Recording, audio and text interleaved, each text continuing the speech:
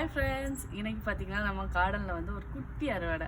என்னென்னு பார்த்தீங்கன்னா, நம்ம வெண்டைக்காய் செடி வந்து நடவு செஞ்சிருந்தோம்னு சொல்லியிருப்பேன், ஒரு வீடியோவில் போட்டிருப்பேன். அந்த வெண்டைக்காய் செடியிலேருந்து ஒரு வெண்டைக்காய் வந்திருக்கு. இன்றைக்கி நைட்டு சாம்பார் வைக்க போகிறேன். ஸோ அந்த ஒரு காயும் பறித்து போட்டுடலாம் அப்படின்னு சொல்லிட்டு, ஏன்னா ஒரே ஒரு காய் தான் இருக்குது. நிறைய காய் இருந்துச்சுன்னா வேறு ஏதாவது குழம்பு பண்ணிக்கலாம். ஸோ அதனால் இன்றைக்கி காய்கறி சாம்பார் கூட போட்டுக்கலாம் அப்படின்னு சொல்லிட்டு தான் இன்றைக்கி நைட்டே வந்து பார்த்திங்கன்னா கட் பண்ண போகிறோம். குட்டி வெண்டைக்காய் தான், பட் ரொம்ப ஹாப்பியாக இருக்குது. இங்கே முதலாக பார்த்தீங்கன்னா ஒரு காய் வந்து ஹார்வெஸ்ட் பண்ணதில் ரொம்ப ஹாப்பி. சின்னதோ பெருசோ நம்மளே வச்சு அறுவடை பண்ணதில் அது ரொம்ப சந்தோஷமாக இருக்குது. வாங்க நம்ம இதை வந்து சாம்பாரில் வந்து கட் பண்ணி போட்டுடலாம்.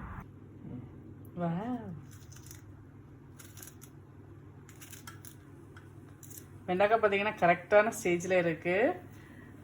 முத்தமும் இல்லை, நல்லா பிஞ்சியாக இருக்குது. பச்சையாகவே சாப்பிடலாம். வெண்டைக்காயிலே நிறைய வெரைட்டி உண்டு. மேபி இது குட்டியான சைஸில் இருந்தோன்னா இன்னும் பெருசாக வராதுன்னு தான் நினச்சேன். ஸோ கரெக்டான பக்கத்தில் நான் வந்து ஹார்வெஸ்ட் பண்ணியிருக்கேன்.